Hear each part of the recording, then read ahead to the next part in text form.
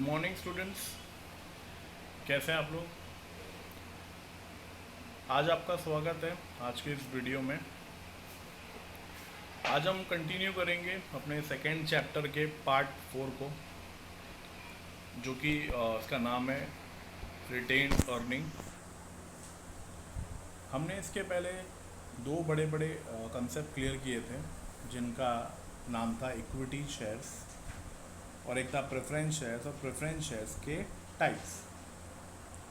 सो ये जो दो आंसर्स हमने किए थे, ये हमारे एसपी के खास ही दो आंसर में से इम्पोर्टेंट है। एंड रिटेन अर्निंग इसके बाद का ये नेक्स्ट टॉपिक है। सो रिटेन अर्निंग को हम डिटेल वाइज देखते हैं कि क्या है ये चीज़ इसके अंदर। Okay, now first of all, retained का मतलब क्या होता है। रिटेन मतलब क्या होता है, जो हमारे पास बचा के हमने रखा हुआ है। वी कैन सिंपली से जो सेविंग है उस चीज़ को हम लोग क्या कह सकते हैं, रिटेन। और अर्निंग जो हमने कमाया था, जिसको बचा के रखा है, उसको हम लोग क्या कहेंगे, रिटेन अर्निंग। ओके, सो रिटेन अर्निंग वैसे ये चीज़ आपको एग्ज़ाम्स में आती है एक शॉर्ट नोट के तौर पे। ज़्यादा से ज़्यादा ये 5 मार्क्स कवर करती है, और डिपेंड करता है, कभी कभार एग्ज़ाम में आ भी सकता है, नहीं भी आ सकता है। हम इसे इम्पोर्टेंट मानकर ही चलेंगे। Fine, and will see that कि आंसर आपको अच्छे से पूरा समझ जाए। Business organization are subject to variation in earning. मतलब हर बिजनेस ऑर्गेनाइजेशन का कमाने का जो कंसेप्ट है वो अलग अलग होता है। बेसिकली वेरिएशन का मतलब क्या होता है, difference. It would be wise decision to keep aside a part of earning during a period of high profit. देखिए क्या होता है, अच्छा वक्त हर किसी कंपनी ने देखा होता है, तो उस कंपनी का सबसे इम्पोर्टेंट टास्क उस वक्त ये होता है कि जो भी अगर अच्छा कमाया है तो उसमें से अच्छी खासी रकम बचा के रख ले फ्यूचर के लिए। क्योंकि प्रॉफिट जब हाई हो रहा है तो आप अर्निंग भी आपकी हाई है, तो उस हाई अर्निंग को अगर आप बचा के रखोगे फ्यूचर में, तो अगर आपको कभी कोई ज़रूरत पड़ी, कंपनी को रिक्वायरमेंट पड़ी, तो कहीं से मांगना नहीं पड़ेगा, अपना पैसा अपने पास ही रहेगा बचाया हुआ। So a prudent company does not distribute the entire profit earn among the shareholder. एक समझदार कंपनी कभी भी अपना पूरा एंटायर प्रॉफिट शेयर होल्डर को नहीं बांटती है। क्यों? क्योंकि वो जानती है फ्यूचर में शायद कभी ऐसा वक्त देखने को पड़ सकता है कि जब उन्हें पैसे नहीं होंगे तो फिर कहीं और से लेना पड़ेगा। कहीं और से पैसे लेने का मतलब क्या होता है कि आप इंटरेस्ट पे पैसे उठा रहे हो। अब इंटरेस्ट से पैसे उठाना मतलब क्या होता है, अपना लॉस करना। तो वैसे ही अगर प्रॉब्लम नहीं होनी चाहिए, तो ये सबसे इम्पोर्टेंट कंसेप्ट है। The part of profit is retained by company in the form of reserve fund. Company उसे किस में डाल के रख देती है, reserve fund. This reserve are the retained earning of the company. The sum total of retained earning get accumulated over the year. This accumulated profit are reinvested in the business rather than distributed as a dividend. Dividend बांटने से अच्छा है कि कुछ पैसे अपने retain earning के हिसाब से संभाल के रखें, ताकि फ्यूचर में वो काम आएगा, राइट? किसी से लेना नहीं पड़ेगा। The process of accumulating corporate profit and the utilization in business is called as a retained earnings. In simple words, a part of net profit which is not distributed to the shareholder as dividend is retained by company in the form of reserve fund. वही चीज़ वापस से आई, company के net profit में से क्या बटने वाला होता है, डिविडेंड, जो कि नहीं दिया, और कंपनी ने उसको कहाँ पे डाल दिया, कुछ अमाउंट को उठा के रिजर्व फंड में। So company converted reserve into bonus share capital. Yes, company चाहे तो उसमें से बोनस भी बांट सकती है और कैपिटलाइज भी कर सकती है। फाइन, बोनस शेयर बांटने के प्रोसेस को क्या कह सकते हैं हम लोग, कैपिटलाइजेशन ऑफ प्रॉफिट। बेसिकली हम कह सकते हैं उस चीज़ को। This capitalisation of profit by bonus issue of bonus share is known as a flowing back of profit और self financing. Bonus share are issued free of cost, ये तो पता ही है हमें, फ्री ऑफ कॉस्ट मिलता है।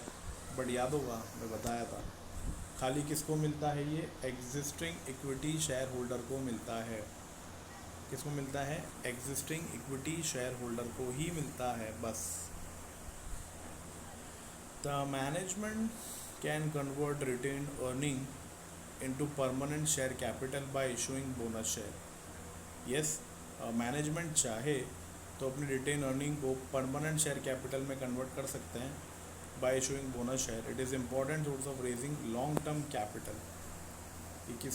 ये कौन से टाइप का लोन है ये, long term capital. It is a simple and cheapest method of raising finance. It is use by establish company. ये कंसेप्ट वही कंपनियां करेगी जो ऑलरेडी एस्टैब्लिश है। It is a internal source of finance, internally ये काम बनता है। नेक्स्ट, इसमें जो 4 पॉइंट्स है उसको देखते हैं। पहला आता है डिटर्मिनेंट्स ऑफ रिटेन अर्निंग में पहला, total earning of company. If there is a ample profit, मतलब अच्छा प्रॉफिट हुआ, the company can save and retain some part of profit, fine, and more the earning a company can save more. जितना ज़्यादा company कमाएगी उतना ज़्यादा company क्या करेगी, save. Attitude of top management also determine the amount of retained earning.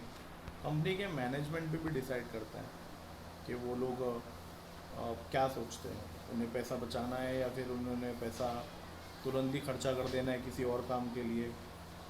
ये अपनी अपनी मैनेजमेंट की अपनी सोच होती है। Got it. सो दूसरा आता है टैक्सेशन पॉलिसी। टैक्स तो सब जानते ही हैं, गवर्नमेंट जो टैक्स हमसे मांगती है।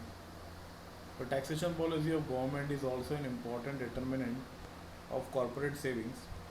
If the taxes levied are at a higher rate, company cannot save much of the profit in the form of reserve. अगर मान लीजिए गवर्नमेंट ने बहुत ही हाई टैक्स लिया है तो सेविंग क्या हो जाएगी, लो। अब सेविंग अगर लो हो गई तो रिटेन अर्निंग भी क्या हो जाएगा, लो। क्लियर हुआ। देन थर्ड कंसेप्ट आता है dividend policy. It is a policy of board of director in regards to distribution of profit. A conservative dividend policy is needed for having a good accumulation of profit, yes, but the policy effect share holder as the dividend get into lower rate. अभी क्या होता है, कोई कोई company बोलती है कि dividend क्या करते हैं, लो बांट देते हैं, तो इससे कंपनी के गुडविल भी इफेक्ट पड़ता है, शेयर होल्डर को भी बुरा लगता है। सो ऐसे केसेस में ये कंपनी के मैनेजमेंट पर डिसाइड करना है कि वो अगर डिविडेंड हाई बांट रहे हैं तो उन्हें ये देखना है कि फ्यूचर में हमारे पास अच्छा खासा पैसा बचा हुआ रहना चाहिए। अगर डिविडेंड हाई बांट रहे हैं और अगर पैसा नहीं है तो ये उनका डिसीजन क्या हो जाएगा, wrong. Fourth is government control. The government is regulatory body of economic system of the country.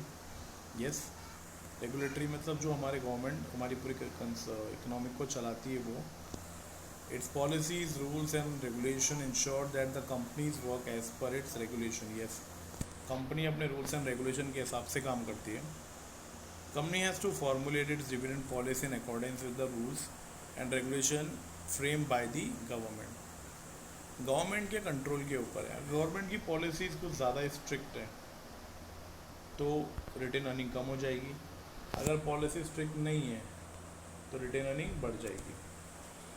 Audit, तो ये चारों कंसेप्ट भी होते हैं रिटेन अर्निंग पे, जो ज़िम्मेदार होते हैं इसके अर्निंग के ऊपर। तो ये अपना पहला आंसर कंप्लीट होता है यहाँ पे इसका 2.1.2, दैट इज़ रिटेन अर्निंग। ये आपका शॉर्ट नोट है। आइए आगे बढ़ते हैं नेक्स्ट टॉपिक पे, जो कि है ये sources of borrowed capital. Borrowed word का मतलब मैंने आपको बताया था। बोरोड मतलब क्या होता है, उधार। ठीक है, हम एक तरीके का क्या क्रिएट कर रहे हैं यहाँ पे, डेप्ट, उधार। अब सवाल पूछा है सोर्सेज। सोर्सेज कहाँ कहाँ से आया, अपने को सोर्सेज देखना है। Only own capital is not sufficient to carry all the business activity of a joint stock company. वैसे ओन कैपिटल में क्या क्या था हमारे पास, इक्विटी और प्रेफरेंस था, बट कहते हैं ना कि उन दोनों से बात नहीं बनती, हमें और भी चाहिए, और भी जगह से पैसे होने चाहिए। Then a company needs borrowed capital to supplement its own capital. Company को इसकी भी ज़रूरत पड़ती है, दैट इज़ अ बोरोड, ब्याज पे पैसे लेने पड़ेंगे। Every trading company is entitled to borrow money. However, it is a normal practice to have an express provision in the memorandum of association, that is our aims and objective of the company, enabling a company to borrow money. Memorandum authorize company to exercise borrowing powers, whereas article of association provide them as to how and whom this power shall be exercise. Yes, इसमें लिखे होते हैं ना rules and regulation, तो rules and regulation के accordingly ये बताया जा रहा है। Then the power to borrow money is normally exercise by board of director of the company. Yes, company के पास ये पूरा पावर होता है कि कंपनी कहाँ से ये पैसा लेके आ रही है, बोर्ड ऑफ डायरेक्टर ही इसके पूरे फैसले लेता है, याद रखना है। बोरोइंग की जब बात आती है तो बोरोइंग के टाइम पे कंपनी किसकी बात सुनेगी, बोर्ड ऑफ डायरेक्टर की बात सुनेगी, वही पूरे फैसले लेता है। अ प्राइवेट कंपनी में exercise it's boring power immediately after incorporation. However a public company cannot exercise until it secure certificate of commencement of business. चलो इसको याद रखते हैं।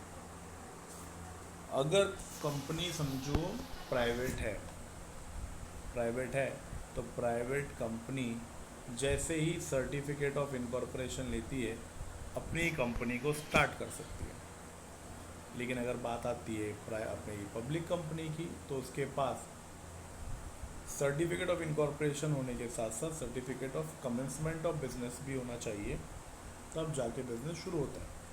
That means they need one more certificate. The borrowed the capital may be borrowed for short term, medium or long term requirement.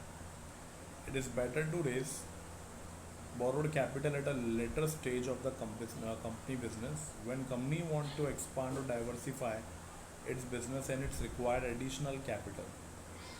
This additional capital can be raised by issue of share, accepting deposits, bonds, loans and commercial banks and financial institutions. अब ये जो बार बार borrowed आ रहा है ये है क्या क्या, तो आप हमेशा याद रखोगे, it's issue of debenture, accepting deposits, bond, loan, commercial bank and financial institution. Interest is paid on borrowed capital, it is paid at a fix rate. Borrowed capital is repayable after a specific period of time. Yes, ये हमें specific period के बाद दे देना पड़ता है। और ये चार चीज़, ये जो बताया डी, ये सब चीज़ें होती हैं, फाइन। और ये कभी भी कैसा रहता है, फिक्स रेट पे होता है, क्योंकि हम जब कभी किसी से पैसे लेते हैं ब्याज पे तो फिक्स रेट ऑफ इंटरेस्ट तय हो जाता है बेसिकली, फाइन। सो इसमें हमने कवर किए दो सोर्सेज ऑफ बोरोड कैपिटल। तो बोरोड कैपिटल में ये सब चीज़ें हैं हमारे पास। देन नेक्स्ट टॉपिक की ओर बढ़ते हैं। आई होप सो आपको ये कंसेप्ट इतना क्लियर हुआ होगा। नेक्स्ट टॉपिक जो नाम सामने आ रहा है आपके, that is debentures. Yes, borrowed capital का सबसे बड़ा कंसेप्ट में आता है ये डिबेंचर्स। देखते हैं इसमें क्या है। Debenture are one of the principal source of raising borrowed capital to meet long term and medium term financial needs. Yes, debenture जो है बेसिकली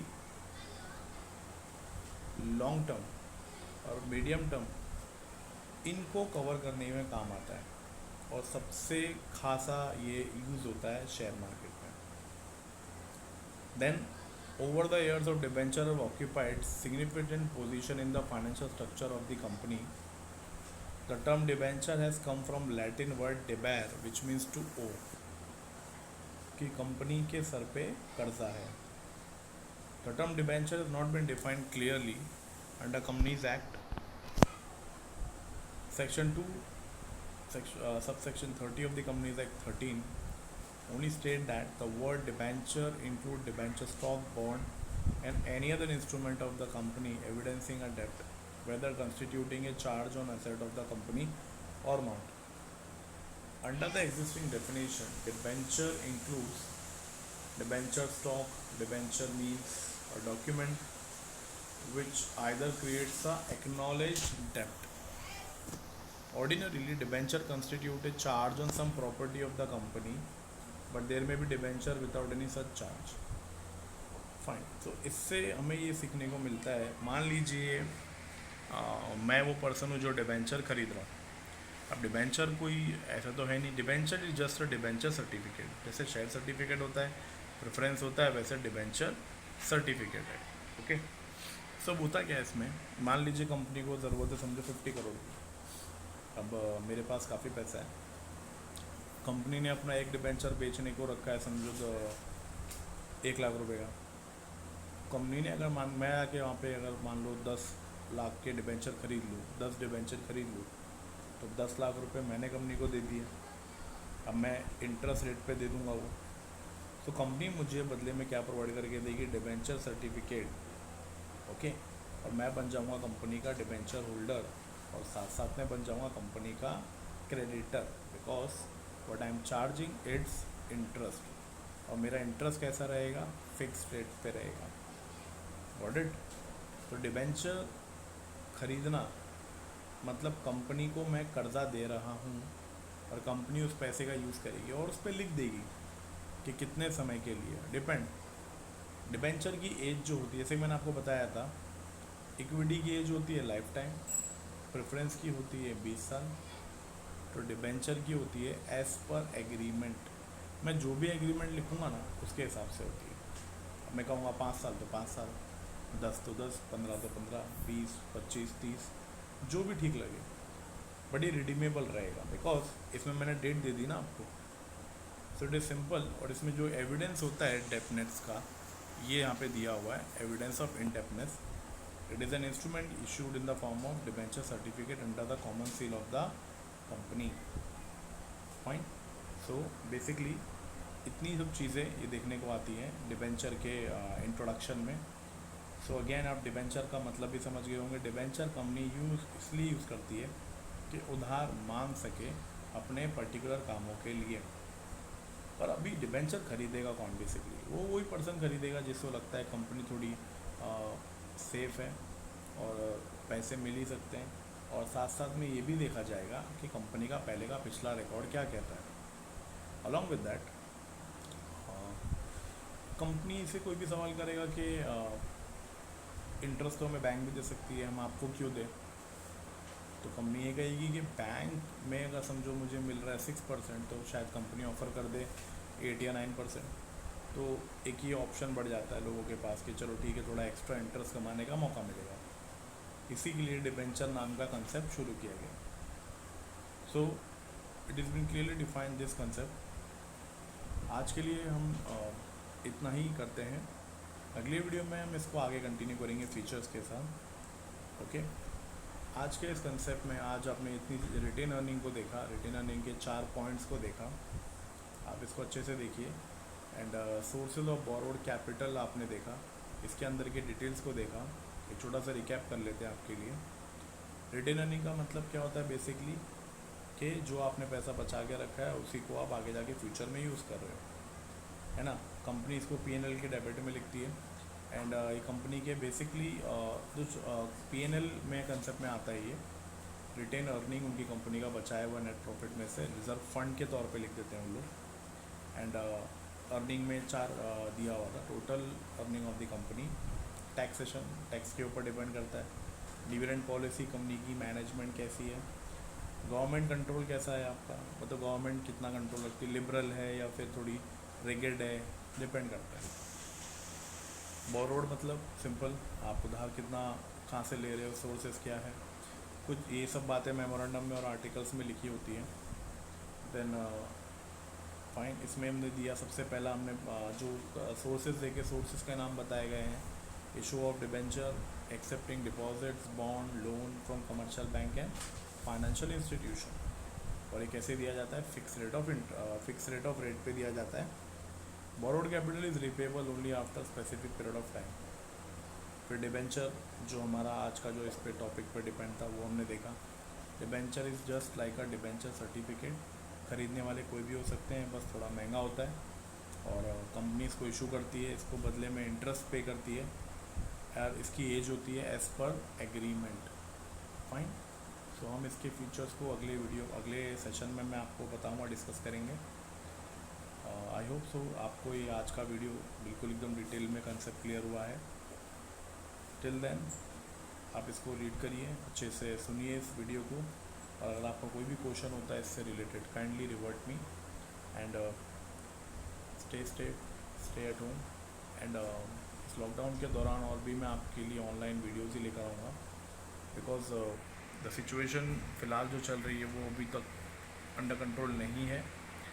सो आप लोग प्लीज़ इस वीडियोस को लाइटली मत लीजिए। लेक्चर्स जब शुरू होंगे तब की बात है, बट अभी फ़िलहाल तो आपको ये ध्यान रखना है कि ऑनलाइन लेक्चर्स ही हमारे लिए सबसे इम्पोर्टेंट है। आपको इसी से ही पूरा अपनी तैयारी करनी है। इवन दो आपको ये पढ़ना है, इसी से आपके अपने पूरे टेस्ट शेड्यूल भी आपका दिया जाएगा ऑनलाइन ही। Okay, so till then good bye.